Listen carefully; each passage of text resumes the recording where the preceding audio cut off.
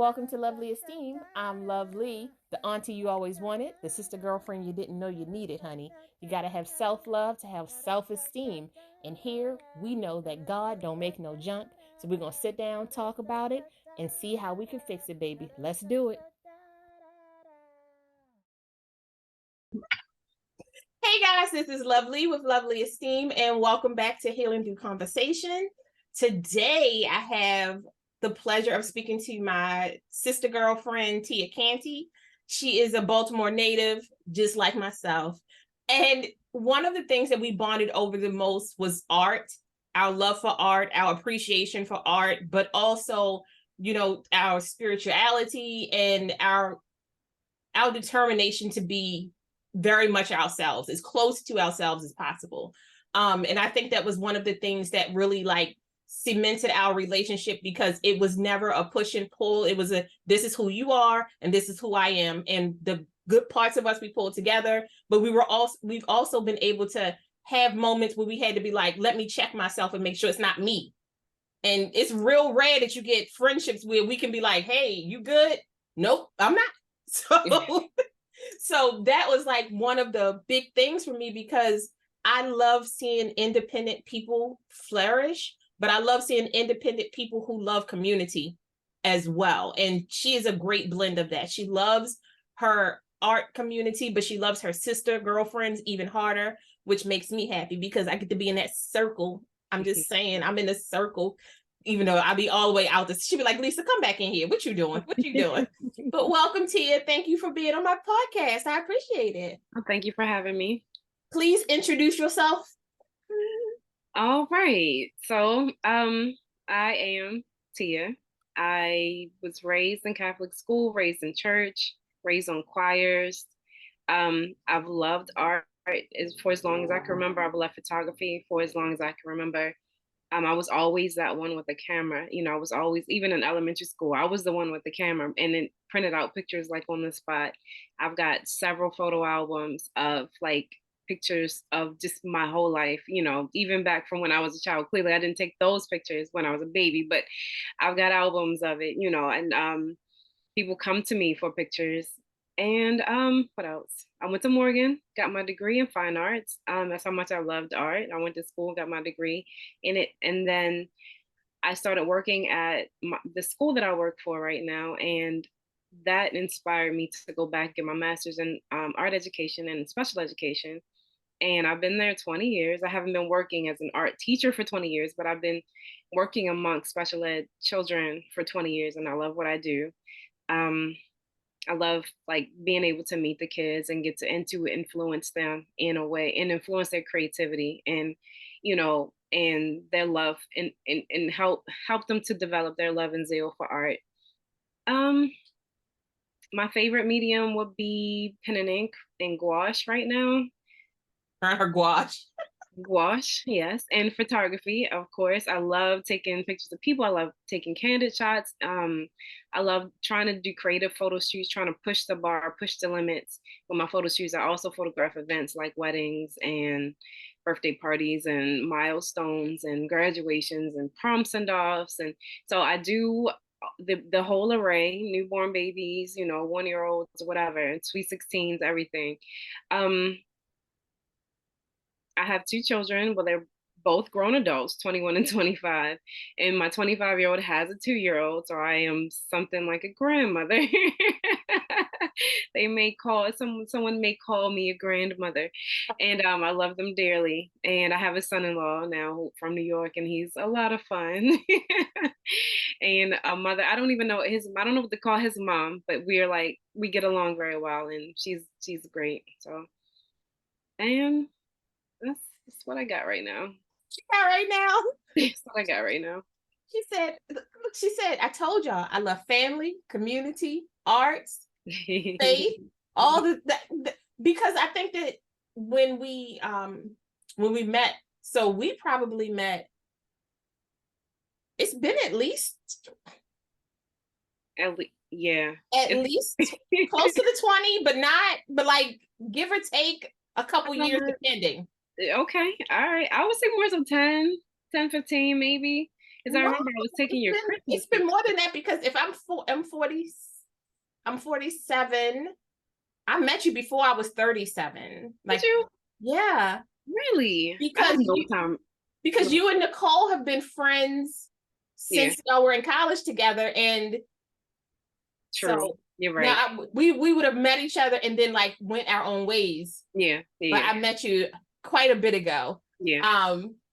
Which is funny because I'm like, the people who are meant to be in your life will show back up in your life. That's the way it goes. And that's how I love all of my friendships that way, because I'll be friends with somebody, we'll hang out and do a lot of stuff together, and then it'll gap for a bit, then we'll get back and it's just the same thing. Yeah. And I'm like, those are those authentic friendships where you realize you don't have to always like hang on each other in order to grow. You just grow and you come back together, and then you talk to each other about all the new things that happen.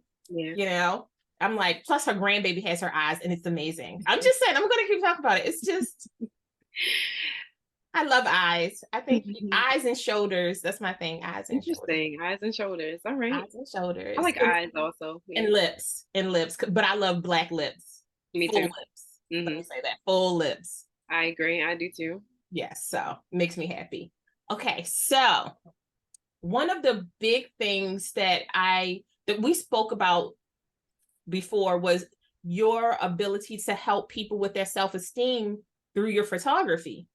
And that was one of the things that I wanted us to talk about, because I feel like you've helped so many people kind of come out of their shell, myself included, when it comes to taking pictures, because I think sometimes if in your head, if you have the assumption that you look a certain way, you're always trying to make the photographer take pictures of you in something that makes you feel comfortable. And sometimes you don't understand that that may not be your best go, which then plays with your head. So how does your photography help people with their self-esteem and mental health? Because that's a big thing. Well, I mean, I find a way to capture them that shows them their inner beauty. Once again, I try to use a candid technique. So I try not to pose people so much, try to let them get into a position that's more comfortable for them, and then get them from an angle that is most flattering for them. And then I try to like joke and everything behind the scenes and make you guys laugh and make make the subjects laugh and get you guys comfortable so that you feel like, like, oh, okay, it's not that bad. It's not like a movie, it's not like I'm starring in a movie. I'm just hanging out with Tia, and I try to make it so comfortable that you almost forget I have a camera in my face and I'm taking pictures of you. And so you're having a good time and I'm taking your picture and I'm capturing you as your natural self. And then when people see it, they're like, oh, I actually look okay in these pictures. Like, I don't look as bad as I thought I would look in a picture, and they typically love the pictures that I take. So yes, I will say that, because one of the big things that my fault. So my husband is a ham. He doesn't think he is until the camera happens. But I'm always like, I can have Tia take pictures of me anytime because we just have a good connection and I'm good. But I'm like, a lot of the times when we do couples pictures, it's for him, because he won't take pictures. Or if he takes pictures, as you know, he's always making a face or doing something weird. Mm-hmm. And I'm like, no, I need somebody to just get some good pictures. And then he'll sit down and be like, you see how this picture look good? You see this picture look good? You see how she caught me on this picture? Yes, babe, I heard you. I see you. He's like, well, tell her that my other motorcycle is up now, so she wouldn't take the picture. Yes, we're ready. We're ready. I'm not ready. I'm not putting that dress back on. That dress gotta be something else. Gotta be something else. Yeah. Yes, I'm wait for the leaves to change, but yes, I'm ready. Yes, he's so excited about this new motorcycle picture. I was like, can you wait until it's not so hot where we're like cooking outside? Because that sun was taking us down. Yes, it wears you out. So I sent everybody like this list of questions, and the list of questions that I pulled together for us was more of a get to know you, because I think sometimes like we don't have time to, a lot of the times when we get together, we're doing something. Yeah. Like we're not just chillaxing, chilling out. And I was like, you know what? we friends. We need to learn a little more about each other and like get to know each other. So let's go with question one, which may not be question one. It may be question three. Who knows? But what is something that you wish people knew about you, but they don't really know about you? Like, but you're comfortable with them knowing. Um, I think that people don't realize that I actually love hugs, like love hugs. I think I give off a persona that says, stay away from me, back away. I don't like to be touched. Don't touch me. Give me distance. And so I am kind of that way, but I actually love hugs. So that's one thing that I think people don't know about me that I would like people to know. But still don't like just come up and hug me like still. But, don't say you better put that. but still like don't just like come up and hug. But I do love hugs. I love them. You are a cuddle bug though. Your love exudes from you, especially once you know people. When you're comfortable, I can see that. I'm just letting y'all know up front. I don't come hug me. I'm not the hugger. I will probably freeze on you and just drop down to the ground. Like, what is happening? Tia, make them stop. Tell them don't touch me. Okay, so what is one of the biggest accomplishments in your life? A big accomplishment for me would be buying my home, I guess. I feel like that was a huge accomplishment for me. A huge accomplishment. That is a huge accomplishment because I tell people all the time, if you want to be angry, go do buying a home. They will tear you down and rebuild you back up. By the time you get in your house, you feel so much better about yourself. Yeah. But how they whip your behind from the beginning process, like, no, you're not good enough. Where's your money? Right. Not enough money. What about your credit? Pay this off. Why is it not paid off? You got to don't spend any money. What you mean? I got to buy groceries. Find another account. And then sign this 192 pages. Yes. Oh my gosh. Life away. Yes. Yeah. It was a big deal. A really big deal for me. Yeah, it was a big deal for me because I think you and I have discussed this offline before. I'm a nomad in my heart. Like, I don't look at my house as like my house. I look at it as a wonderful place to live, but I'm just a nomad because I move so much that I don't have an attachment to a building.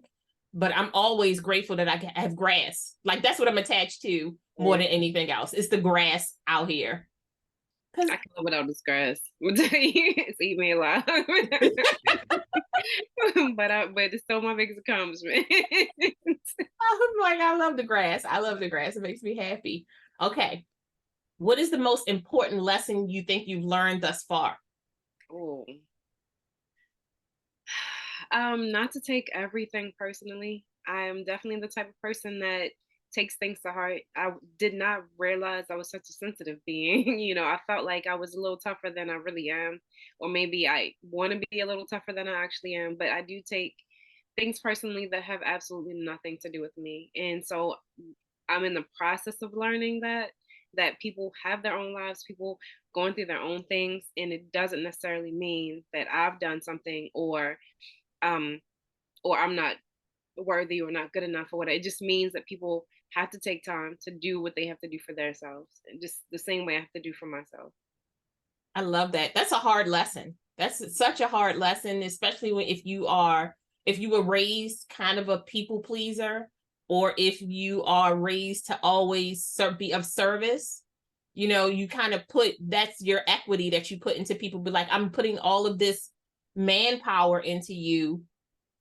Like, what do you mean you don't have time? Like, I'm more the opposite of that. Being the youngest in my family, I was raised that I could have anything I want. Everything was for me. Everything was mine.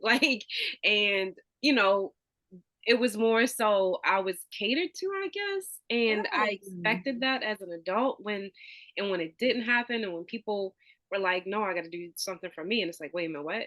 You gotta do something for me, not for you, but not me. Like, what is that? Like, it was a rude awakening. I mean, I don't like to admit that I was self-centered growing up. I was, but that, once again, that is something I'm learning. I'm learning to be more of a giver. I'm learning to be more understanding with the fact that people have lives outside of me. That's very interesting. I don't think that I paid attention to that you were a younger and I was a oldest. Oh. I don't think I ever paid attention to. Well, one, because you know me, I don't ask a lot of questions. I let people tell me what they want to tell me, and you probably could have told me something, and I probably was thinking about a moon, a star, something like that. But you know me, I be all over the place. But but also I love that explains how the things that you're very confident in, you're very confident in. Like nobody can move you unless you want to move, you know? And that's something that I think a lot of us, especially I guess when you're older, you build confidence in other ways. You kind of build confidence in the service that you can provide to others, like how many people you can take care of, those things like that. Yeah. But having that ability to like see yourself as a full person is something that I wish I had when I was younger. I did not have that. I was not a full person. I was kind of like a little bit of everything, but not really a defined a little bit of everything. I was just like, you know, so it was like, I could be this thing for these people, but I can't be fully here. So let me go over here. No, I'm gonna be by myself. I'm gonna be by myself. I'm gonna go in the room by myself. And but I love being by myself because your imagination is an amazing part of who you are. Yeah, until it goes crazy on you. Oh, you know me, so I'm just saying the internet made me happy. I know that the internet makes other people sad sometimes, but I'm like, I'm really good with building an algorithm that fits my life. Yeah. That's a good question. What is your algorithm? What do you feel like your algorithm is? The things that you would like, if you had to like scroll, what would be the things that would pop up for you that you've chosen that makes you happy?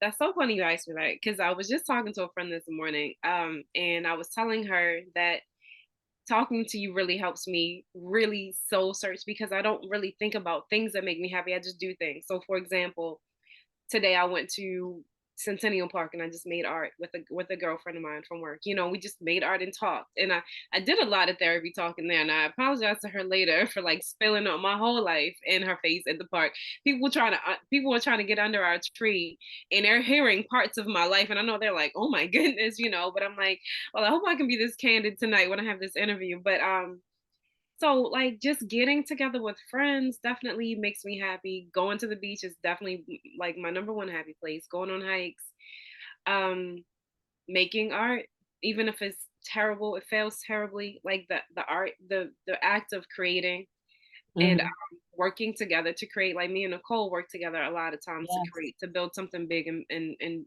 beautiful. You know, so doing that I really, really like what really, really makes me happy is capturing the beauty in people and the beauty in nature. Like that is something I could do for free. Like a lot of times I undercharge. People are like, you need to charge more. I'm like, but I like doing it. They're like, so what? You need to charge more. And I'm like, but I love it. Like this is not work for me. This is something I love to do, you know? So um sitting on the porch reading, you know, listening to nature, listening to a good song, see my son, just watching my son enjoy the sunset. Like he'll come up to my room and like look out the window and like take pictures from the window. Like that brings me joy to see that my children also enjoy nature and creation and the beauty of life. Like those are things I don't take for granted. I love that. And honestly, again, let's back to your love of community and family. Like that's such a big thing. And one, art and therapy that's so big for me. Like that's one of the things that I think a lot of people, they don't think about it because when you're creative, you just are. Like sometimes like, you know, and sometimes your mental health plays a part in your creativity. Like, you know, I always say when I'm super stressed out, I make the best things, but I don't want to be super stressed out in order to make a best thing. No. You know? Yeah. But it's like you get caught in that like dark space where like when you come out of it, you're like, wow. Yeah. But I don't want to be back there. But I want that focus. I want to have that drive, whatever that thing was. I mean, I have a surprise for you. I actually write poetry, but it's the same situation. It's when I'm in this cycle in my mind that I can't shake loose of, and journaling doesn't help. So a lot of times actually writing poetry, writing my feelings out in poetry really helps me to release and break free from the cycle that my mind gets into. So yeah, but I hate to be in that space, but I end up writing really good things. I love that. And it's another connection we have because I write poetry, Do and you? my poetry usually comes out when like somebody that I love passes away. Okay. That's kind of my like obituary to them. Okay. Okay. And I used to do poetry back in the day, like submitted it and everything, but it is wonderful because journaling feels like a haiku. You know what I mean? Because sometimes it's just so random. You're not even sure what's happening. But Right. that, like, when you pour your heart out into a poem and then later on you go back and read it, it's like your emotions on the page. You're taken right back to the moment. Yeah. Yes. But you can detach yourself from it a little bit because I know what it means to like when you in those spaces and you read it, you're like, oh my, what was happening to me? And then you remember because it's vivid. It's a vivid memory. It brings back vivid memories, almost as vivid as like if you were making the art that accompanies that emotion. It brings it all back. I'm like, but I'm learning in my later life that emotions are good because I spent a lot of years emotionless on purpose. Like I think, like you said a little bit earlier, I'm probably I'm not, I wouldn't say I was sensitive because there's some things that can happen and I just don't feel it. But I think that I've learned as I've gotten older, I've learned how to let my emotions be a part of the process. Because before it used to just be like, this is logical. Let me do this thing. No emotions attached to it, which then disconnects you from the people around you because they're like, you don't feel that? Yeah. No, I don't. And I'm the opposite. I'm full of emotions and it's hard for me to contain them. A lot of times it's hard for me to think logically when I'm in that space. And and sometimes I'm even thinking logically. I'm like, why does my brain not connect to my heart? Like I know it in my head that this is what it is, but my heart is like, no, I don't hear you. I don't hear you. I can't hear that. It's too far away. I don't know. Like, so I'm the opposite. But you know what? But we're the opposite, but still have the same disconnect because that's what it feels like to me. It's like there's a wall, and sometimes I'll say it's itchy right here, and my husband's like, "That's your heart. It's waking up." I'm like, I don't like it. It burns. It burns. It does burn. It does burn. Like it burns. And I think that the people, like, there are certain people who bring out a softer side of me, or people who allow me to feel a little freer in myself. And it's interesting because you happen to be one of those people. My husband is like, when you talk to Tia, you're like bubbly and giggly. You don't always talk to people like that. I'm like, because Tia just says what's on her mind. Like, I don't have to think about what she's saying. And that makes such a big difference to me because if I have to like tiptoe around you to have a conversation, I'm staccato. Yeah. Because now I'm thinking about trying not to step on a landmine. Right. And it's very difficult for me to have friendships like that where I'm like, so do you like yellow? Well, do you like filtered water spring? That is such BS. I'm not going to do that one. I have tried to hone my words into a way that you don't have to read between the lines. Like I try to make it my communication is clear and concise and as honest and straight to the point as possible. I try not to what's the word? Infer things. I used to, but I'm like, no, I'm just gonna tell you exactly what I mean and like you don't have to read into anything. It's right here. It's right here. Look, but I love that because I'm honest and I say what comes out my mouth, and sometimes it's so raunchy that I'm like, did I say that? Yep, I did. Okay, well. But I appreciate it because there's so many people that like they work so hard at sugarcoating or passive aggressively making statements. Like, no, just say it. Just say it. I can take it. Yeah, but I think that a lot of the passive aggressive conversation comes from the extra voices in their head telling them to, be quiet. Nobody wants to hear what you have to say. Make sure you talk like this. You're not being a lady. You're not being a man. I'm like, hey, at some point in your life, in adulthood, even though we all want to be like, adulthood is a little bit raunchy. It's a little bit wrong. Yeah. Adulting and adulting, two different things. I'm like, I don't know what's happening. But like learning how to be like to self-reflect, learning how to look at yourself. And I mean, and I think that both you and I in the last 5 years or so, mine has been maybe about 7, 8 years. I've been like trying to really self-reflect on who I am and if the words that are coming out of my mouth belong to me. Right. You know, because I think sometimes we have a tendency to start talking like our parents when that may not be, or we start talking like a coworker. Like it's certain things that, you know, you're like, I would not say that, or, you know, so I like have to like self-reflect, like, did I really mean to say that? Or if I think something before I open my mouth, I'm like, yo, are you just hungry? Hangry, baby. That's also our love. We like food. We love a good meal. Let me say this. Yes. A good meal. A good meal. I'm like, one day we're gonna have enough money where we can do like restaurant week. What? I'm just saying, wouldn't it be great to like do restaurant week and then do reviews? That would be great. Yes. Like, I'm like, all right, so you figure like $50 a night right now, and that's like a lot of bills. But one day we'll have a food budget. One day soon. Look, I've been prayers up and everything. Wear my underwear inside out if I have to. Whatever you want me to do, I'm in it. I'm like, Lord, this one I like. So what do you think your superpower is? Oh man. I thought it was all right, I'll answer that question. My superpower. What is my superpower? That's like that almost,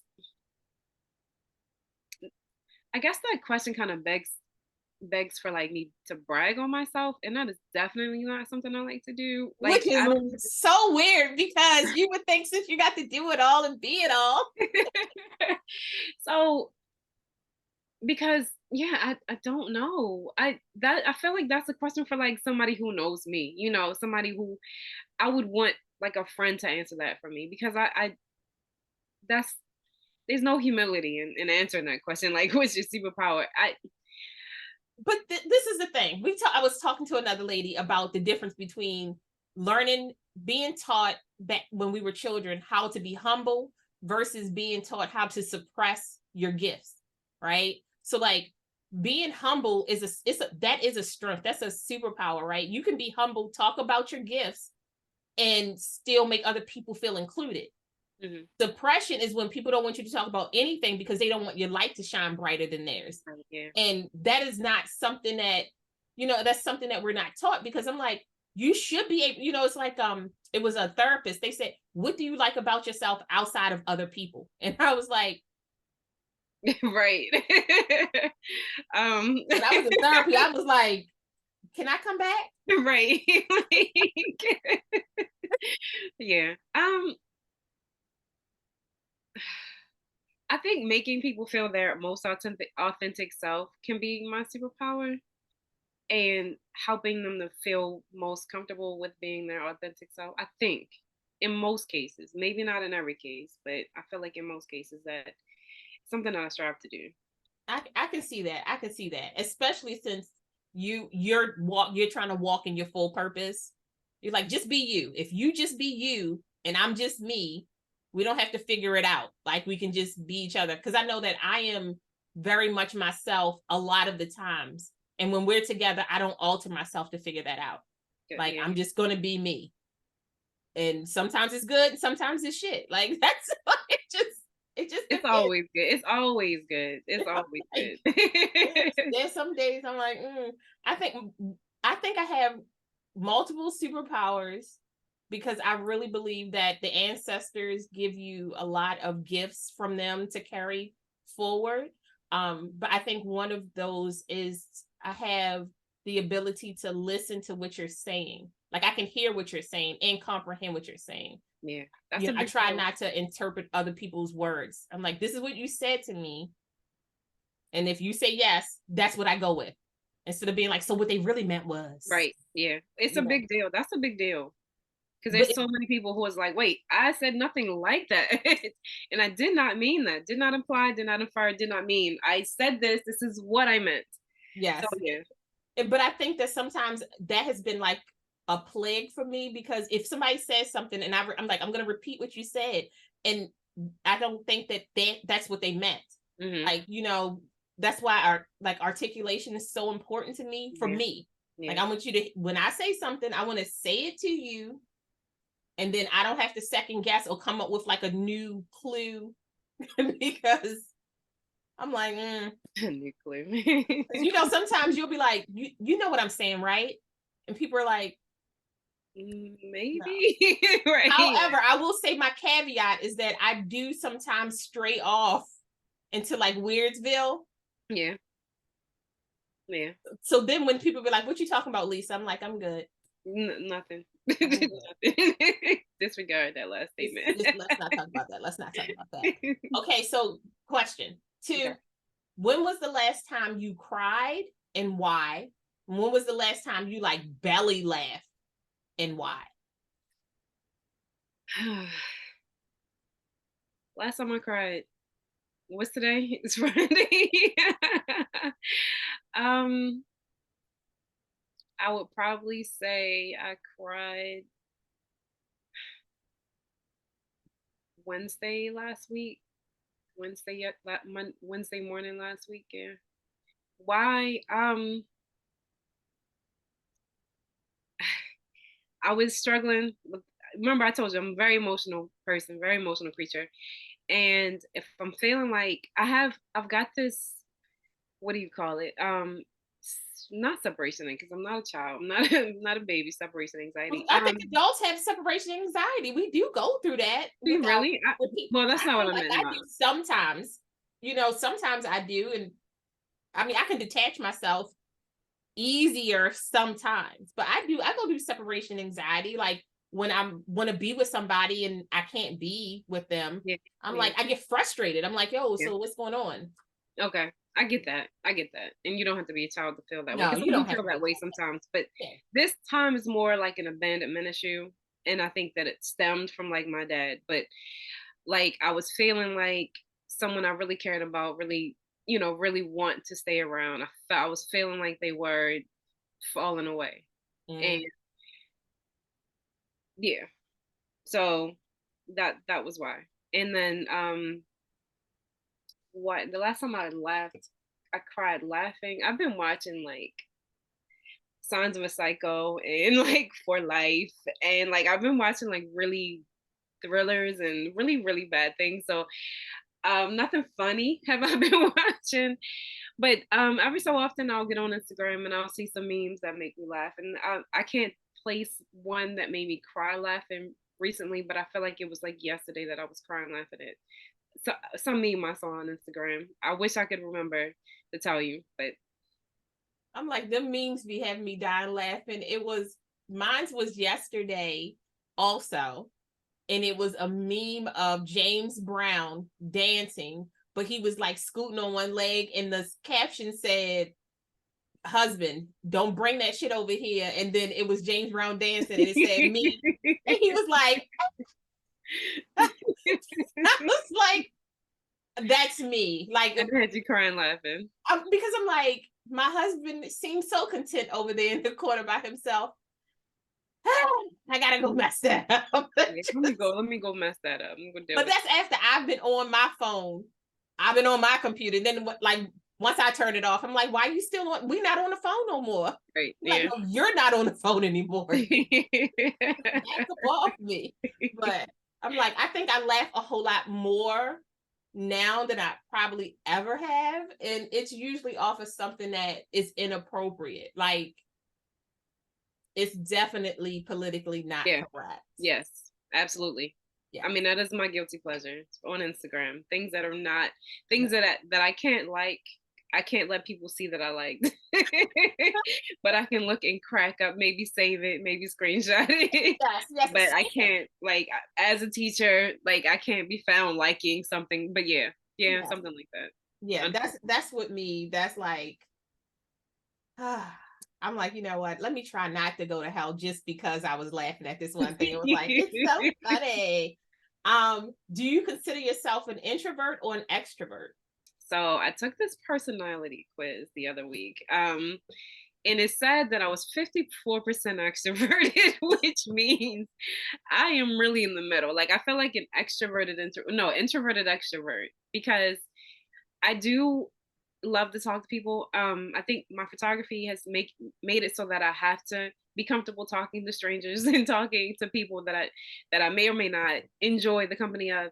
And it forces me to be comfortable so that they can be comfortable. Because if I'm uncomfortable, of course they're gonna be uncomfortable. So um but I actually enjoy it. I actually do enjoy talking to people, but for a limited time only.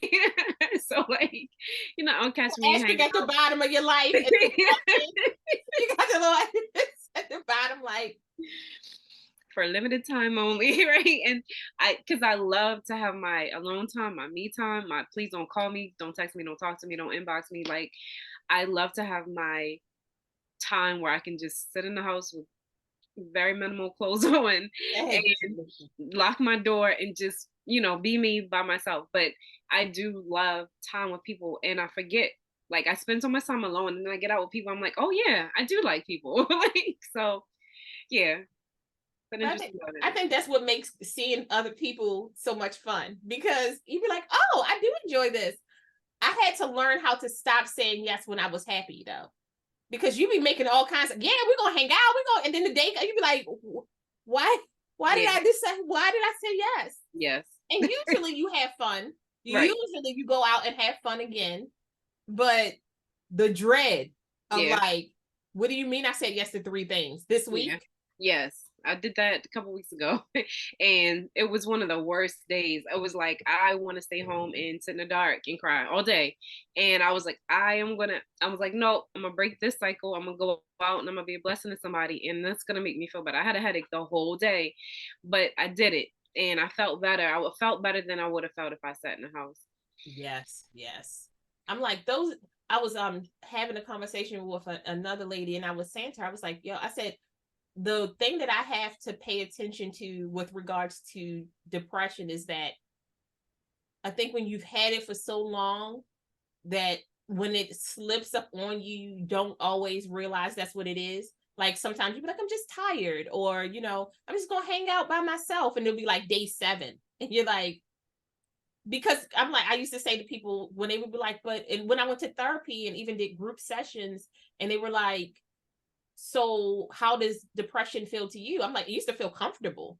Like it because it was controlled. It was That's really what it was. It was the me controlling the situation. And I'm like, if I'm in the bed by myself, I can guarantee that nobody's gonna show up.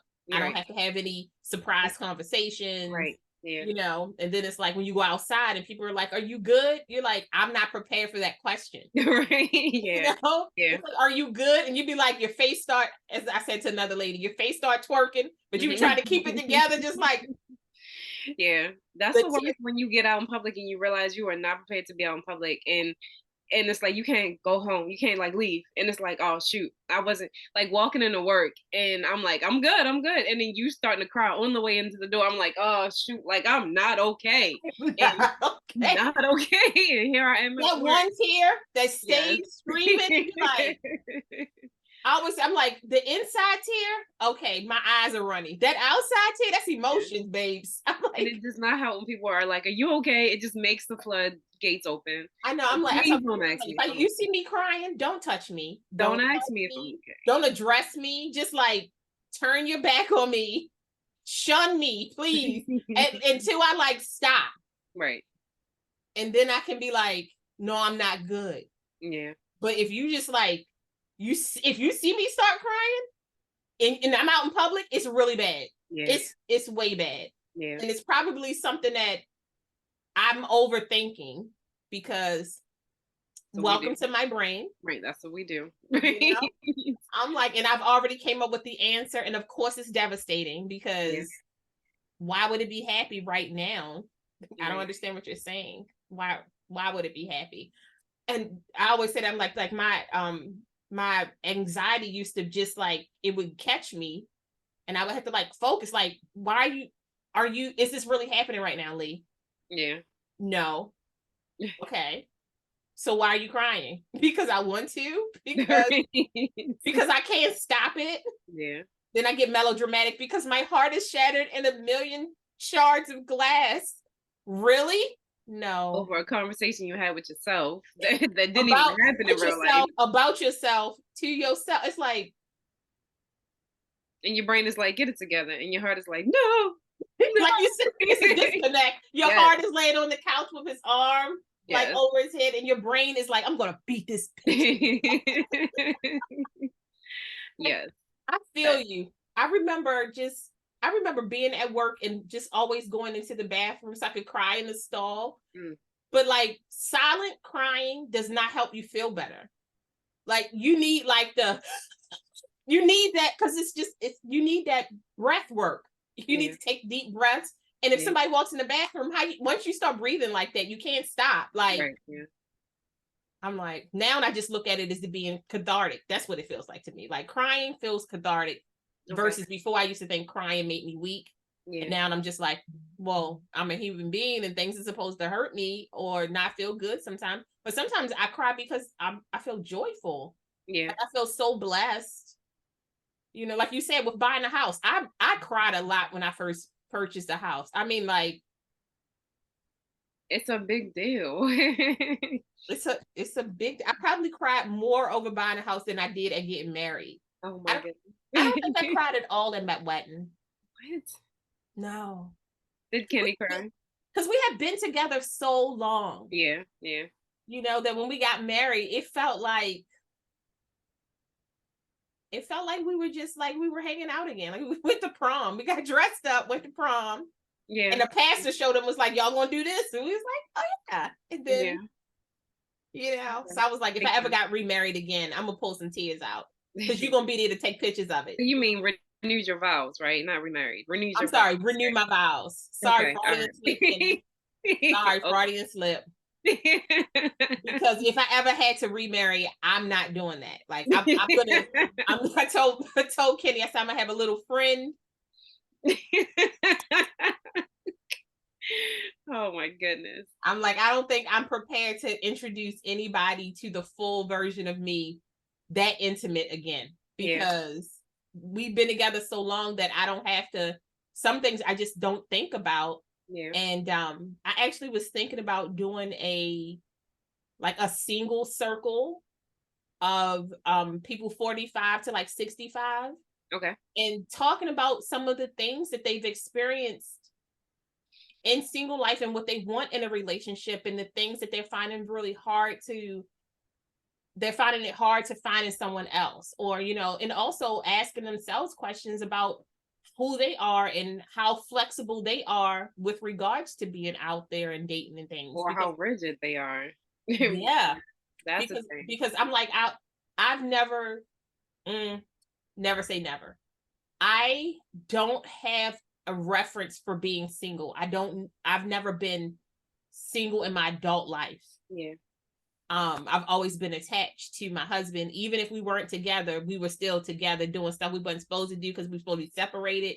Mm-hmm. But you know, if you keep meeting each other in the same bedroom, you're not broken up until you're broken up. Like, so that's why I'm like, I think that would be a really interesting conversation because I don't know what that feels like. I don't even pretend. I like when people be like, give some advice. Like, I can't give you advice on what it feels like to be single. That would be me lying to you. That's interesting.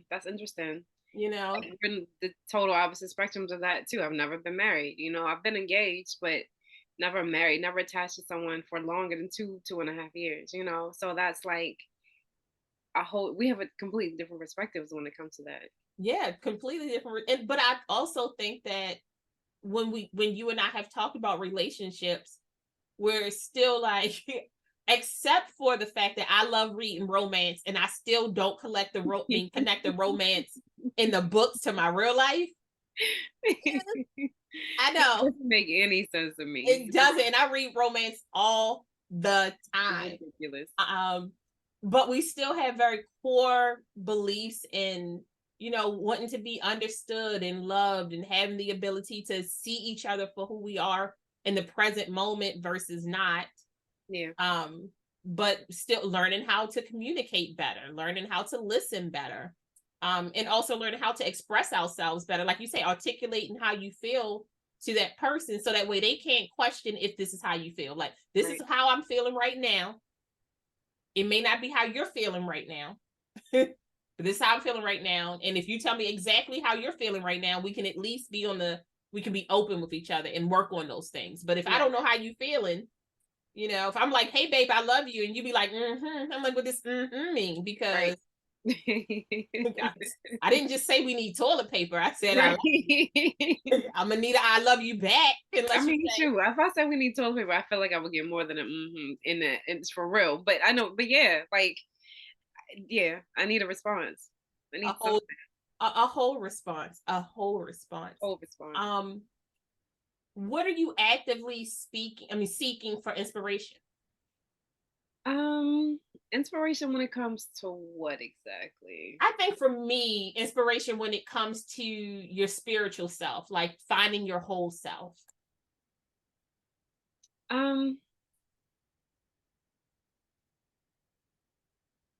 What am I seeking when it comes to inspiration, finding my whole self? Is that what you said? Yes. That's still a little bit abstract for me. Like, I think, like, so, you know how, well, let me say this. When I'm trying to find my present self, because I think I tend to think about my future self more than I think about my present self. Okay, interesting. That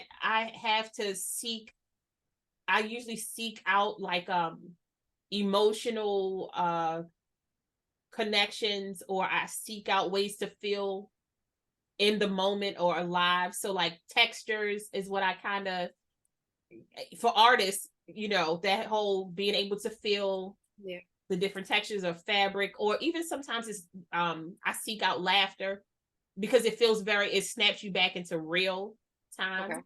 Because I just tend to I'm always a week, a month, 6 months ahead of time. Interesting. And I've always like bumbled through life and just taking it as it comes, you know, and trying to just take that moment as it comes, each moment. And I want to be even more mindful of that, because I think, and I don't know if I can answer your question about inspiration, about like my spiritual self, but I do know that like that I'm starting to realize that you never get the same moment twice, you know, and to be fully present in a moment and to enjoy each moment and to appreciate moments that you don't necessarily want to be in, but you know that you're alive and you know that like God is close to you in this moment, you know, and just to look at it as that, as opposed to looking at like, oh, woe is me, why am I going through this? Look at it like, this is a lesson to be learned. What is the lesson I need from this situation that hurts?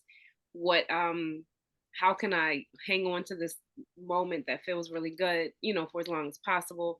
But like, I'm learning to like let go of things, learning to embrace things, you know. I guess I'm learning to more fully take life as it comes and let go of life as it goes. I don't know if that answers your question at all.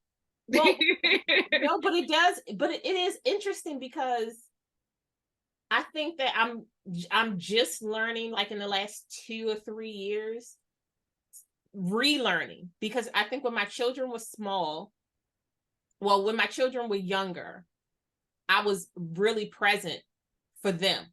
So all of the things that they did, I was very present for. So now in my older age, I don't miss them being younger. I don't miss any, because I try, like, you want to play this sport, I'm going to be at everything. You want to do this, I'm going to be there for you. You want to model, I'm going to be the parent, teacher, parent. I did all that stuff because I just knew that for me, I didn't always have that. Like, I had it earlier on, and then my mom had to go to work because she was the only person making money. Right. So then you kind of lose that support. And that's something that I felt like as a child, if you can look up and see your parent there, right, it's like that sense of security to jump off the boat and swim in the water so much easier. So I tried to do that. So like now, then as they got older, I started fixating on what I would be doing at this age, what I needed to do. Was I up to par, you know, imposter syndrome and stuff like that. Okay. And now I'm relearning, like in the last 2-3 years, how to really be in the moment. So, but I have to tie my presence to something to be there. And I do realize that, like, I'm very aware of, hey, Lee, you kind of starting to drift off. Yeah.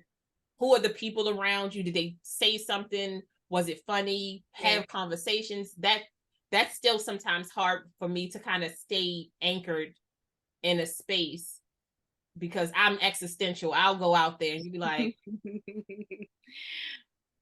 Yeah, I know how to ignore. I know how to filter and ignore easily. So I had to do a similar thing, not for the same reason. I mean, I do drift, but not to the future. I just kind of drift off to something that interests me. If I'm in a conversation with somebody who's talking about something I couldn't care less about, I will drift. So I have been working on trying to be present, like you said, in the moment, and remember the moments. But yeah, I don't know if I can answer the question. So hey, it's okay. okay, Look, all right. I always, when they say, are you, whenever I read something, I'm like, that's an interesting question. But even for me, I had to realize that mine was in, if I'm driving down the road with my husband and I feel myself drift off, I'll like grab his arm. Mm-hmm. Just to like pull me back to, like, you're in the car with somebody. Maybe you might want to have a conversation. Sometimes there's no conversation. Sometimes when you with somebody you like, y'all can like look at each other, have a conversation with your eyes, and then that's like my favorite kind of like, it's called quiet play. Okay. I love quiet play where we're like in the same space but not doing the same thing. Mm-hmm. Because then you get to flirt a little bit, make faces, go back to what you're doing. I didn't know that was a thing. I didn't know there was a name for that. Look, it's a name for everything right now. Yeah. But I was like, quiet play, yes. Because at first I was like, quiet play, that sounds a little sexy. They're like, no. Oh, I don't know why you reject things sexy. It's okay. You're married. It can be I sexy. love, look, that's the funny thing. It's not, no. I love sexy things, romantic things, different than sexy things. So that's my problem. Yeah. Sexy things, I'm like, I can get into romantic. I'm like, oh my God, I gotta really think about this. Like, I have to, like, oh, We you gotta want to dig do into what? that one day. We need to figure out what it is you don't why it is you oppose romance.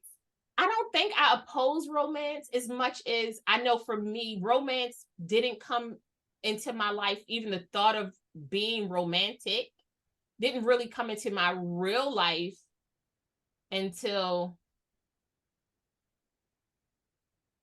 I was like way in my 20s, 30s, because Kenny and I have been together. We've been together since we were 13 and 14. You don't really know romance. And sometimes when you're in long-term relationships like I that, don't agree with that. it depends on how you're raised, Yeah. because I wasn't raised with a romantic parent that, Mhm. and there was no romance happening in my house. And yes, I could watch TV to kind of see what romance looked like, but I had no emotional connection to the romance. And he didn't have any romance, No, you know. he is. I'm talking about for me. I make I So statements. I look at it like, so I didn't have any romantic parents either. My parents, divorced early in my life, and my mother didn't really date after. My dad got married twice after, but I never saw romance, right? But when I met a guy who showed romance, balloons and flowers and dates and things, like I still appreciated it, even though I I didn't see it. appreciate it. I I can did. appreciate it, but it is not a first, second. I tell people all the time, if we had a top 10, romance is definitely at 7. Out of what top 10 what though? Top 10 things you like? Top 10 things that Top are 10 emotions like that, like necessary for your relationship? You're saying it's just not necessary. You think it's pointless? no, it still would be in my top 10, but it's not my first, second, or third thing to think about. My first thing that I'd always think about is safety. Like, my top 3 has always been safety, security, and sanity. Those are I mean, 3 things for me. So that's like a those are really, absolute necessities. but those are like, in order for me to even relax enough to focus on anything else, those 3 things have to be in play. And if any of those things aren't at play, I can, you cannot touch me, you cannot talk to me, you cannot, none of those things. Well, But that's a also, given. Those yeah, are but I necessary also for think life. that If part of the lack of romance is because so early in my life I experienced sexual assault, that probably the romantic side of just the innocence of it was gone so very early that Okay. it didn't really become a thing. So like cards and balloons and things like that, I would much rather have a conversation. Like I think for me, romantic is us talking for a couple hours, sitting down, just like really connecting. But Okay. then you realize that that's a part of intimacy, which is also can be romantic. Yeah. Yeah. Um, but I also can not talk to you for like 4 days. So, and that's not romantic. It's not romantic. So, but I tell people I love watching people fall in love, Yeah. which is hilarious because Mhm. I love watching people in like the Twitter pated stage where they're just like they're your partner is so yummy you just can't believe, you want to smell them, you want to live in their skin, you want to wear their hoodie, you want to like just smell your girl. Like I love all of that, Yeah. Yeah. you know. And again, I say because we've been together for so long, I'm like I'm so direct. Like just come talk to me. And he's like, okay, versus he's a Libra. He's a lover. He wouldn't talk to you, show up, hey baby, how you doing? You go out on a date. I'm like, yeah, sure, let's go on a date. But I'm also the same person that be like, so you want some? And he like, yo,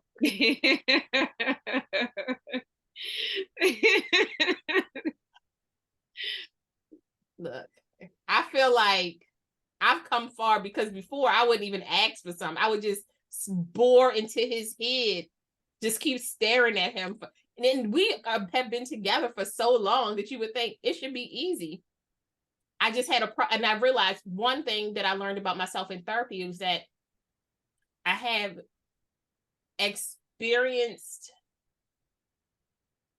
so much, so much trauma in the, so much trauma and loss that asking people for something and depending on people really takes me to a very panicky space because I'm like, yo, what if something happens to this person?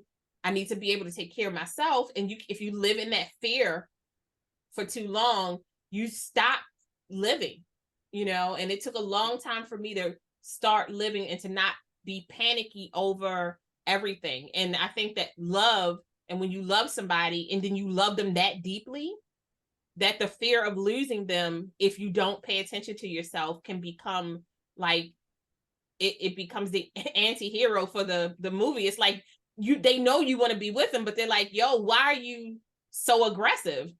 Yeah. Because I like you. Like, okay.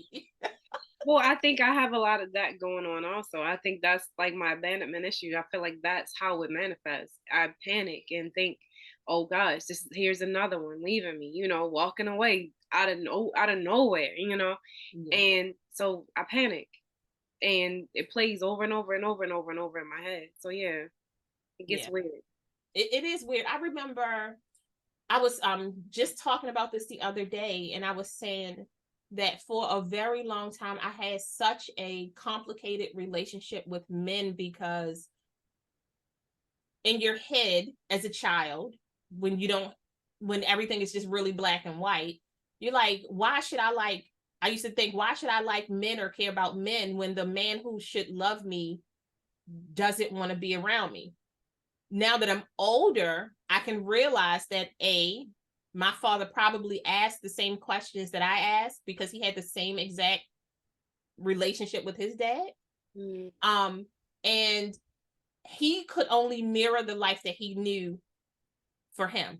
Like Yeah. but I also don't have any trauma in him being around and fighting and cursing or drinking or doing drugs. So he saved me a lot of that kind of heartache, you Yeah. know? So like my abandonment issues are more of the who I think a father should be or what I thought a father should do or how much love I thought a father should have for their child over the you were with me and then you left, Right. Okay. you know?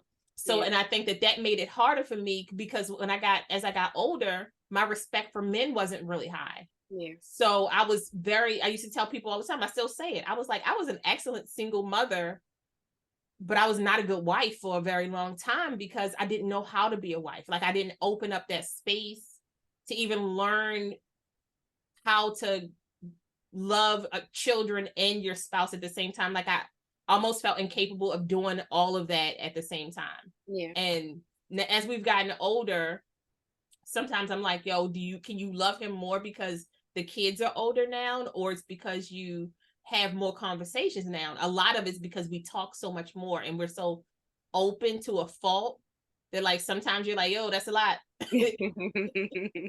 Don't you can pause on that conversation. That's yeah. You know, I like think that's that's what good though. my abandonment issues kind of used to kick in more on the communication side of things. Like Yeah. I don't know if again, sanity, security. Yeah, I'm like, I don't know how I feel about you. Are you really going to be here? Because the Right. person who's supposed to be here, quote unquote, is not here. Why Right. should I trust that you're going to stay? Right. Yeah.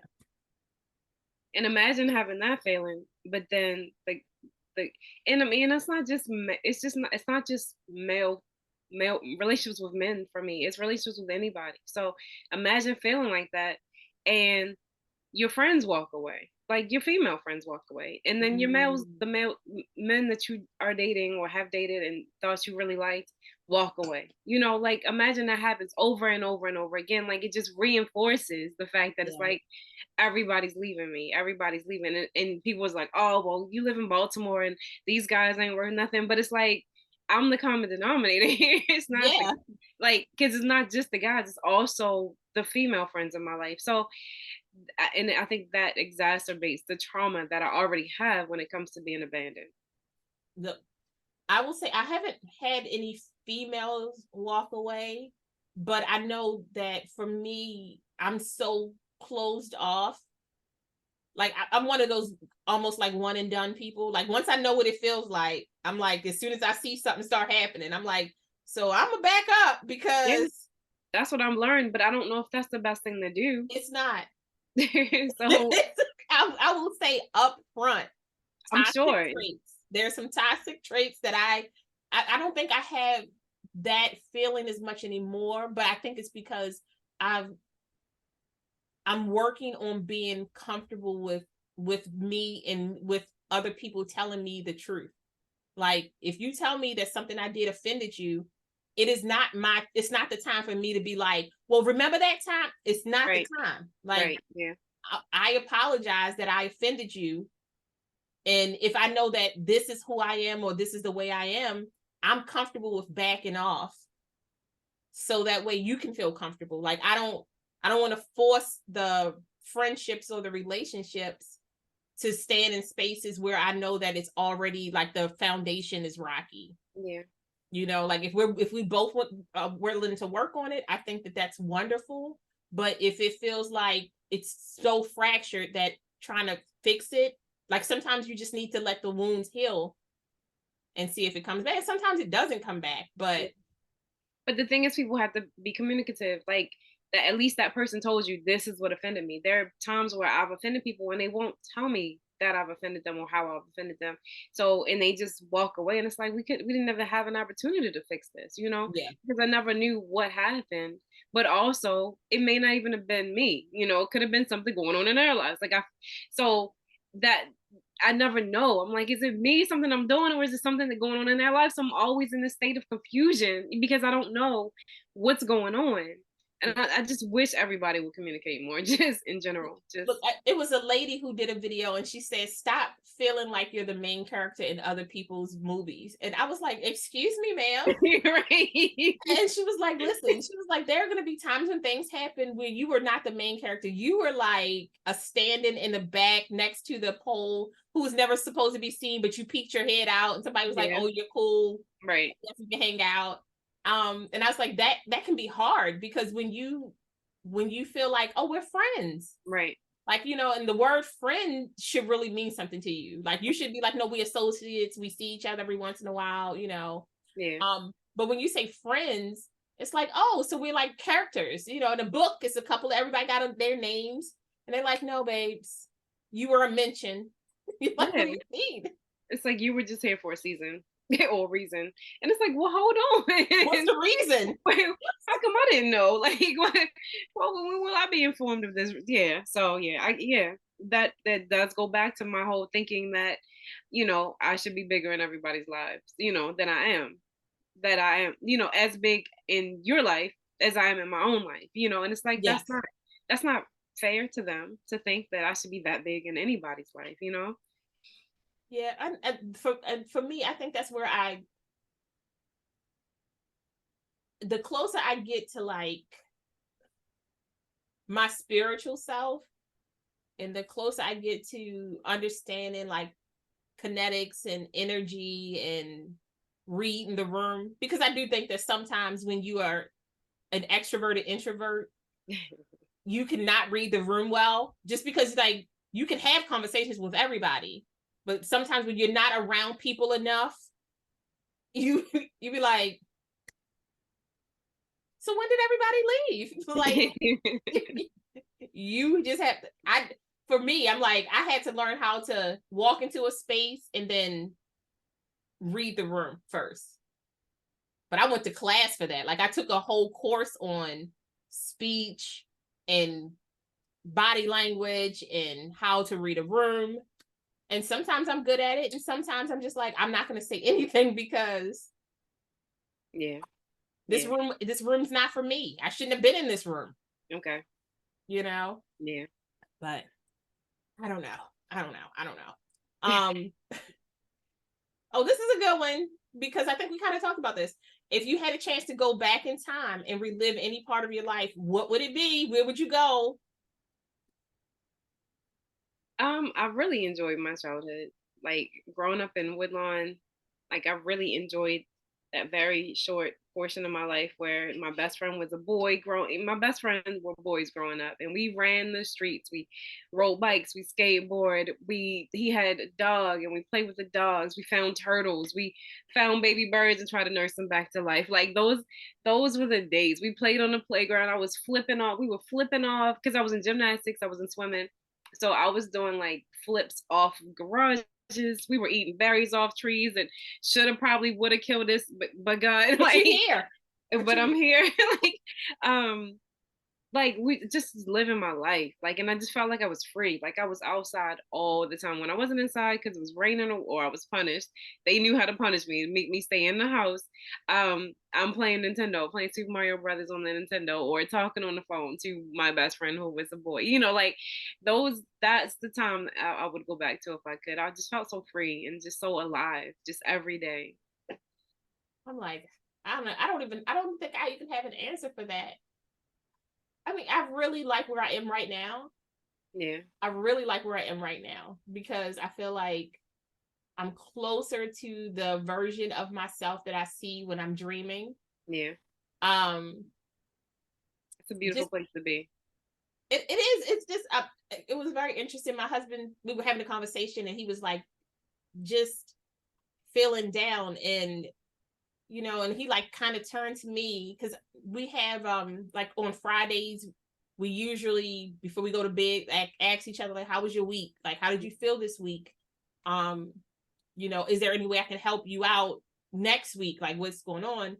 And he like asked me, how was I doing? And I was like, I'm very peaceful. And he was like, can you please explain to me what that feels like?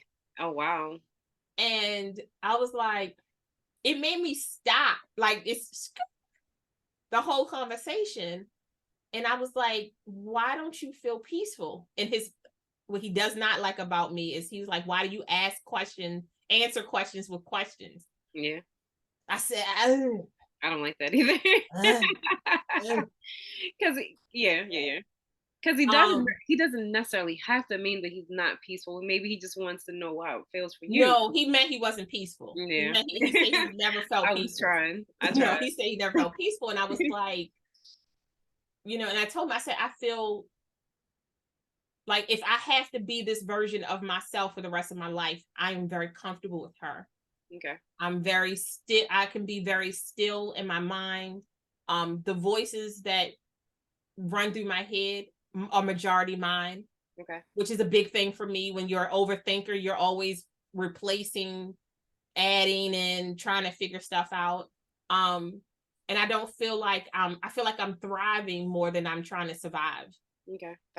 And I spent a lot of years in survival. I was like 60% survival, 40%, oh my God, how am I gonna make it? Yeah. And I think that at some point in my life, when I think when I started accepting the fact that,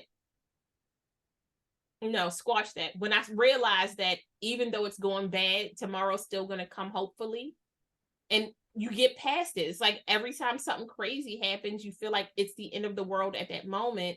And I think I've had so many, it's the end of the world, that at some point you're like, okay, like how many end of the world you going to have before you realize it's not always there. And like you said earlier, that some things you're going to have to learn through trauma. You're going to learn through stress. Like you're going to learn through having relationships go bad or losing people. Like you learn lessons in life. It's not always easy, because if everything was easy, you wouldn't challenge yourself. You would just, make it that. But they just trying to like, and he still says, he was like, I don't know what peaceful feels like, but I think he's one of those people where if you say, oh my God, you can make $100 doing this, and he's always like, I wonder how you can make $1 million doing that. And I'm like, I can probably make $100 faster than you can make $1 million. If you're always thinking like that, I mean, you won't be peaceful because it'll never be enough. Yeah. And he always says it. He was like, I cannot remember a time when I didn't, when he's always the super successful, always trying something new, always going for the bigger, the best, the better. Like, and I told him, I said, so far in my life, everything that I ever thought I would be able to accomplish, I have. And I used to think that made me pitiful, or it meant that I didn't have high standards. Okay. But now I look back at it, I'm like, when you live in areas that you don't get to see a lot of people live past a certain age, when you get to live past that age, and your life really kind of, everything else is so good. My good and my bad. And I've had some stuff where I'm like, I don't think that my heart can take any more of this emotion. And then you wake up the next day, and then the next day, right? And it's not easy, and it hasn't been an easy travel, but I try really hard to stay in that like peaceful, joyful space, because even when you're sad and bad things are happening, you can still feel peaceful and you can still feel joy. It's like the date, is that the dandelions behind you? Is that what the picture with dandelions? Sunflowers. Mm-hmm. Like the color yellow. If I see something with yellow, I always think, okay, it's gonna be good. Like it just, yellow could be like the worst color for somebody else. I'm like, yellow, especially yellow on a Black woman. Yeah. I'm like, come through, sis. You just made my day, Mm-hmm. And when I'm feeling shitty, I tell everybody else how good they look. Like that's right. So I'm like, we'll see what happens. But I was like, now I know you said you grew up in Woodlawn. What's your favorite part of Baltimore? I think I know, but what's your favorite part of Baltimore? What you think you know? I don't even know. How do you know? I don't know. My favorite part of Baltimore, that's like random. What do you like in terms of what? Well, see, because you like art so much and you're always trying to be like in the artsy area. You're always trying to go into that alley. You've been trying to get me into that alley to take pictures. I mean, it's amazing. It's an amazing alley. Graffiti Alley is a beautiful place. I've driven by it before. But go in it and you're embrace your like surrounded by art and surrounded by colors and beauty. I don't know. I don't understand why you fight it. I don't know why you fight it, but probably I don't fight a lot, but this is what I'm fighting. I don't know why. I don't know why either. I mean, because you're gonna love it when we do it, because we're gonna do it. I know. I guess in that aspect, Charles Street, St. Paul Street, like the architecture of it, and like the brownstones and we took some really good pictures over there. Yeah, we did. We did some good pictures. We gotta wait till it's cold again and it's possibly snowing. No. We need the traffic to not be a part of it. And when it's warm, it's a lot of traffic. The traffic kind of made it though, made it more urban, made it more cityscape, Yeah, but like think about how much traffic would have been on that road had it not been cold. Like we would have been able to walk across that street and get the pictures like that. Yeah, well, yeah, not during the middle of the day, or like it would have to be like 8 o'clock, or maybe a Tuesday. I don't know, but yeah. Because you're not wrong. That it was so cold that day. I was like, why are we taking it was pictures? hard to focus. It was so cold. We're not real models out here. We never, and it shows. Like it's like some of y'all never got paid $80 million to stand in the cold, and it shows. Yeah, it shows. Look, for $80 million, I'm standing in the cold. Okay, I'm pretending like it's not cold. You're right, but until then, I don't have it. I don't have it. I love the fall. The fall is my favorite time of the year. Yeah, I was just saying that earlier today. Yeah, I love the fall. You get to wear your sweaters, your cozy socks, hot chocolate. Boot season. Yeah. You know me. I'll wear a new pair of boots every day until fall is over. Let me. Yeah, I do love the fall. Like, I need to get a shoe endorsement. I need a boot endorsement because I will wear a pair of boots in a heartbeat. Yeah. Makes me happy. But so what's making you happy right now? What makes me happy right now? I mean, besides being on summer break. Look, I envy you because I would love a summer break. Because I mean, to be able to sleep in and be able to wake up when I feel like it and just read a book if I want to, or watch TV all day and be a vegetable and be okay with it, like that makes me happy right now. But also, like, even though I'm not quite where you are, I do have a little bit of peace in my life, and I feel like I am becoming more and more comfortable with who I am and the way that I am. But I know, like, my emotional status right now and hormonal status is being real wacky, so that kind of taints how I feel. But for the most part, like, I love that I can just cut all my hair off. I don't know if you noticed, but I noticed you look really good. I noticed. I was trying to tell you that, then your computer was acting weird earlier. I was like, yeah. Yes, I love it. I love when you go do your like butterfly moment, then you like grow it back and decide how you want it to look. Right. So I love, like, I wouldn't do this in high school. Like, we valued our long hair back then. You know, we valued, oh, I could get it past my shoulders, and oh, look how long it permed and straight, like, and it was all about impressing my family, all about impressing my mother and making them happy. They hated when I cut my hair off. They hated when I locked it. Like, but your locks were beautiful. Your locks. Thank you. But I mean, it makes me happy to feel free to do what I need to do for me. So to feel like if I'm tired of hair, I can cut it off. If I'm not happy with my body, I can work out, or I can learn to dress that, in a way that will accentuate the good parts of me and still love myself, even if I don't look how I want to look, but I'm learning to accept me as me. And I know you say that I'm like unapologetically me, but I still do have some insecurities, so the fact is I have way less insecurities than I had before.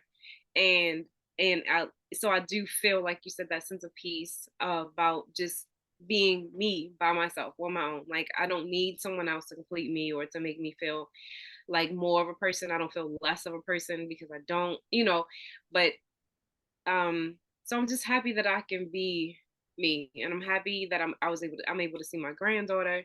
I mean, I didn't think about having kids. I didn't think about my children growing up. I didn't think about my children having children. Like, I really just live life, and I don't, like, you think about the future, right? You probably think about your grandchildren already, right? I don't. Well, I never thought. My kids both said they weren't having kids, so I did not expect to have a granddaughter. And when I did, like, it changed my life. It helped me see things completely different. So she makes me happy. She brings me joy. I'm gonna have her tomorrow, and just watching the succession of life, just watching the cycle of life, and looking at my life and how it's turned out, even though it may not be ideal, it may not have been how I thought it would be at this point. I still am content with the way my life has turned out. I love that. I love that. Because one, all of us still have insecurities, and I think you will until you don't, because we all have an idea of who we think we should be, what we think we should look like. We're always, you no matter how much you walk away from the people pleasing part of your life, you still have certain parts of you that yearn for that acceptance of you to just be you. Because that's connection. And if you love to be connected to people, you're going to feel that way. But I also love the fact that I need your ability to like be like, when it happens, because I'd be like, I'm sorry, is there a PowerPoint? Which is so uncomfortable. It's not romantic, Tia. Yeah. My PowerPoints are not romantic. Okay. They don't have to be. It's okay. It's okay. It's okay. But no, I'm just, again, like I said earlier, I really love the person that you're becoming. Even throughout friendship, I can see the difference. I can see the difference in how you've grown and how you are learning to accept yourself. And I think that the more you learn to accept yourself and your flaws, the easier it is to accept other people for who they are. You're like, if I have these issues and I'm me and I'm trying to be the best me, right? Well, shit, how do other people feel when they don't feel like they've been able to be them? Right. And I mean, I think I've reached a peaceful place. I like intentionally dug into finding peace because I spent a lot of years, unnecessary years, like isolating myself because I didn't want to be too much. I didn't want to be, and then now I can look back at myself and being like, you were enough. At that time, you were enough. But I never felt like I was enough. And now I'm at a place where I'm like, I'm enough today. And tomorrow I may not be enough, because perimenopause is whipping my whole behind. And hot flashes and mood swings and weird aches and pains. Whew, that's right. I don't know how any of us are gonna. It's a big deal when you go from feeling like you're not enough to, or thinking you're too much, to realizing that you are enough and that you are not too much. And like, that's another thing that does allow peace, allow peace to reign in your heart, because we're individual, and that's how we should operate. We should not compare ourselves to other people and to how we think we should look in the eyes of other people. We should just be who we are. Like, we were made individual for a reason. Otherwise, we would all be the same person, but there's something in all of us that is needed on this earth, and that's what maybe that's what the inspiration I seek, like, to find what it is in me that is needed in the earth. And like, why am I here? I'm like, I feel like we're gonna be here. I'll be here while you figure out who you are, and then you can pull me back from my weird space, and then that's what the friendship does. You're like, oh, let's see. But that's what I'm saying. Like, I love this conversation, because we've had some deep conversations before, but it was with an intention. Like, it was like, hey, I have a problem. Let's talk about this and figure it out. But being able to have conversations with the people around you who you care for, and me, it's funny because I might not be romantic, but I'll tell you I love you and mean that shit like wholeheartedly. My love is like, I love you, and then like I punch you in your shoulder, like, and you're like, can you just say I love you? And you were like, Lee, I don't just say I love you. I'm like, I get it, but I'm gonna keep saying it, and eventually you're gonna be like, okay. You're gonna be like, like, I don't know why it's so hard for me. I'm sorry. And you're such the romantic, lovable person, So that's what I'm saying. It was because I was pushed away as a child. My mother never said my mother and father and grandma, they were never people to express their love in words. And when I would go to hug my mom, she would push me away. And I remember that. Like, that, I think, scarred me, just to be pushed away by your mom. And it's like, hello? Like, I just want I like that. Hello?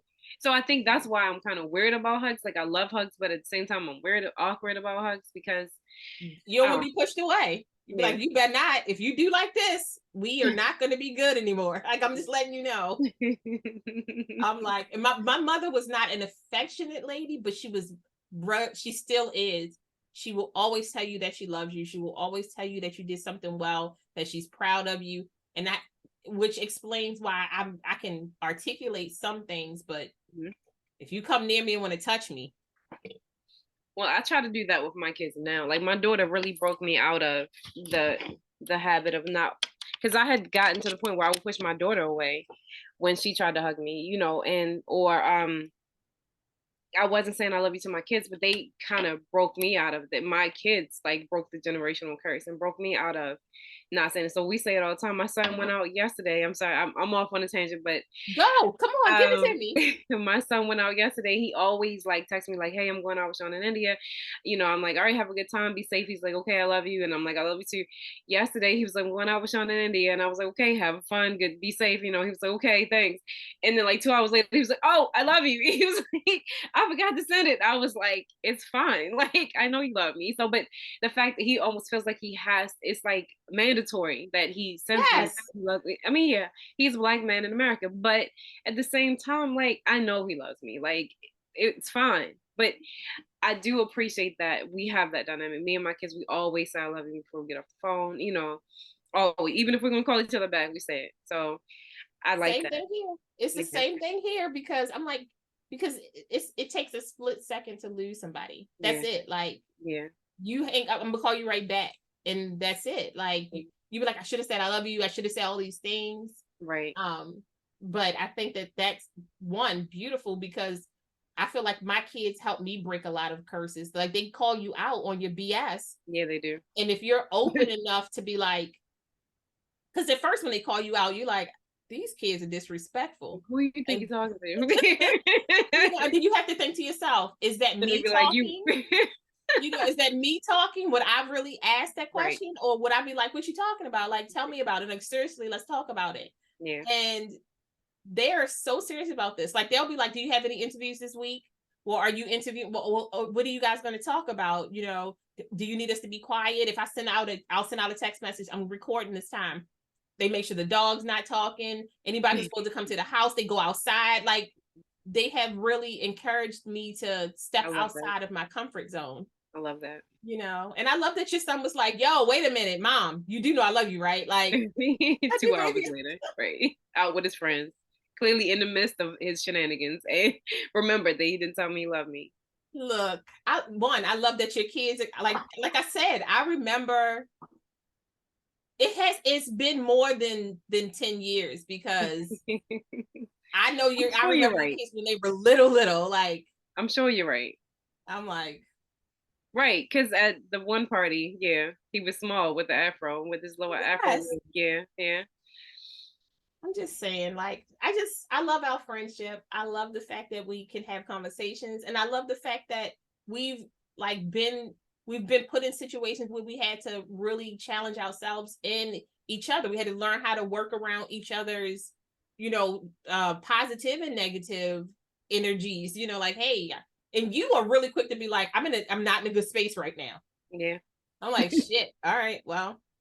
Like, just a heads up, you guys, I'm a bitch today. So heads up. Maybe from quiet, try to let it be. Because I'm avoiding saying something I don't want to regret later. Look, that's my favorite thing. I do that to my kids. I do that at work. I tell people, I'm like, today, you don't want it. I don't want her. Right. Like, I don't want her. I Right. will say that after I had my hysterectomy, I did go, I'm like in a space where my craziness is situational versus hormonal. But this perimenopause. Well, listen to me. I'll take days off now because I'm like, y'all don't deserve this. Y'all children, you don't deserve this. So I'm gonna not come in today, and it's better for everybody. What they call it, emotional intelligence, understanding yourself, so that way Yeah. you don't hurt other people. Yeah, it's taken a long time for me to get here, but I'm here. I'm learning myself, and when I'm not in a good space, no, no. See, No. and that's what I mean. Like this is why I like having conversations, because you learn something about your friends. One, two, you help other people, because I think that there are a lot of people who feel like, especially women, feel like we have to be on all the time and so poised all the time and so I'm like, yo, there are times when I don't like me. You want me to expect you want me to like you every day? I don't like me every day. Right. Like, I can't expect you to like me every day if I don't like me every day. I'm still learning how to like me.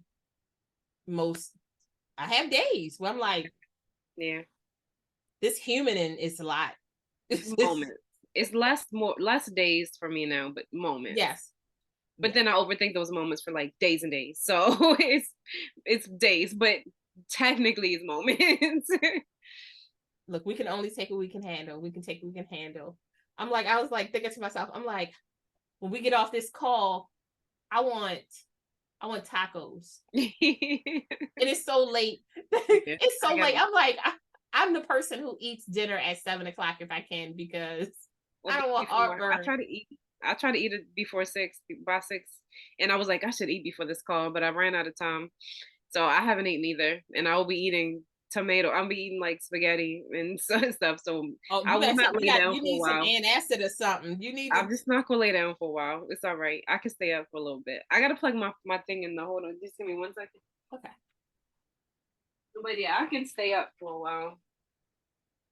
I'm like, I can still remember things. I always say things I don't regret anything, but I wish that I could go back to when I could eat dairy, because I could go for a good slice of pizza. Like, those are the things that I miss, like a really good slice of veggie pizza.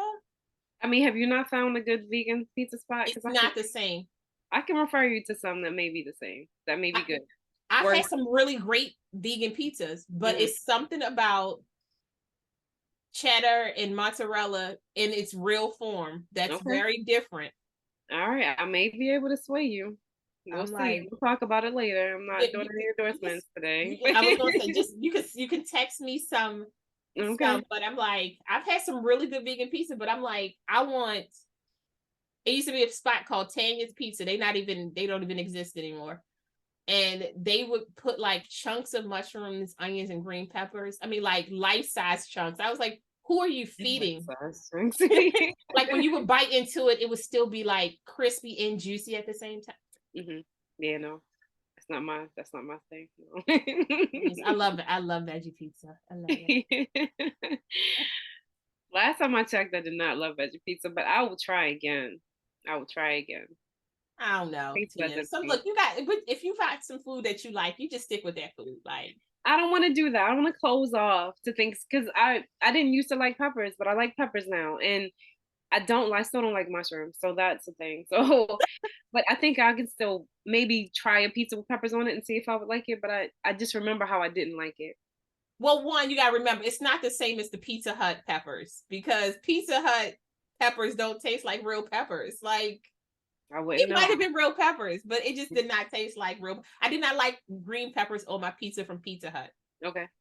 I just didn't. But I haven't had Pizza Hut since I was 24. You can't even do cheese. You can't do cheese at all.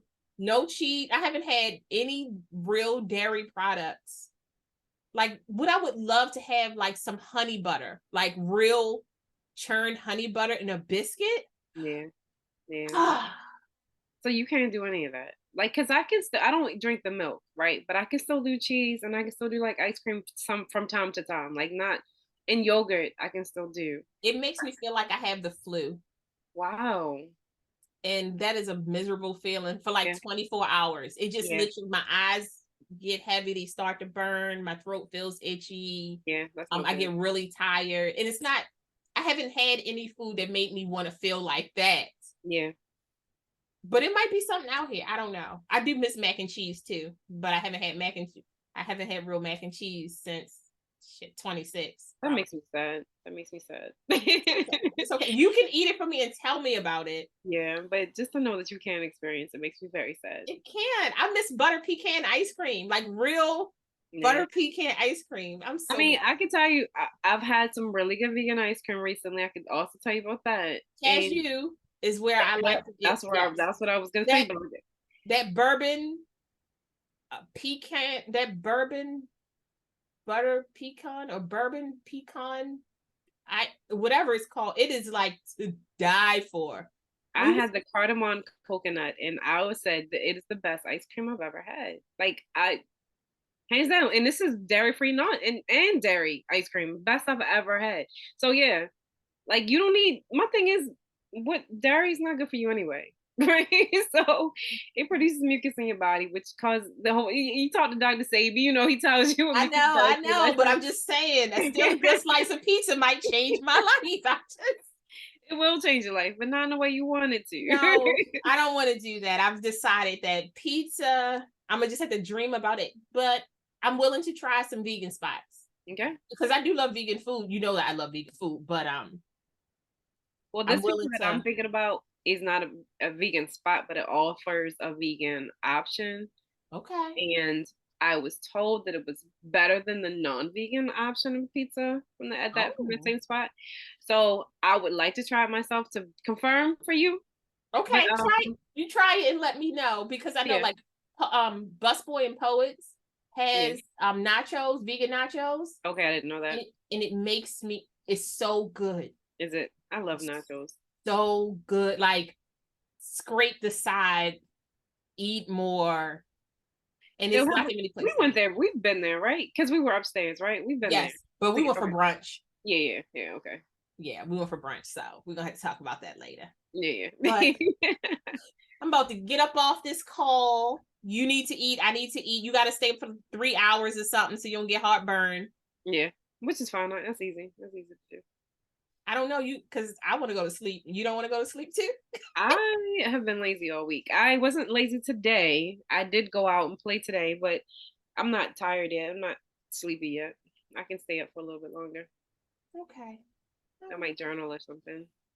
I do want to talk to you though about some things, but I guess we'll have to talk another time. No, we can definitely talk. I'm gonna stop the tape, and then we can talk. Because I don't think is it something that you want online? No. Okay. All right. We're gonna stop this, and then we're gonna go have a girl conversation. Bye, y'all. Well, hold on. Before we say bye, I do want to say how much I enjoy having conversations with you, Lisa, because you definitely challenge me to think about things that I try to fight to think about. I try not to think about me so much. I try not to think about how I feel. I mean, I definitely think about how I feel, but I don't talk about. No, that's a lie too. I talk about how I feel, but I don't know. You make me go deeper, and I appreciate that. So I just wanted to tell you that. And I love our conversations every time, because we'd be like, we're gonna talk for 10 minutes. It'd be an hour and a half later. we'd be super deep, then we'd be giggly, then we'd be talking about and a lot of the times when we talk about ourselves. We don't include other people in that, right? Which is really cool. I mean, we talk about relationship stuff or things like that, but it's not like, it's never anything to bring other people down, which is wonderful to be able to have conversations where you don't have to diminish other people in order for you to rise. Right. Yeah. And that's what I like about our conversation. So I appreciate that as well. Thank you so much. I appreciate it. Look, I'm like, y'all not gonna get any behind the scenes, because once we stop this recording, then we're gonna have some real girlfriend conversation. So bye, y'all. Bye. Thank you so much for joining us. We hope you found some healing, connection, and joy. Until next time, bye, loves.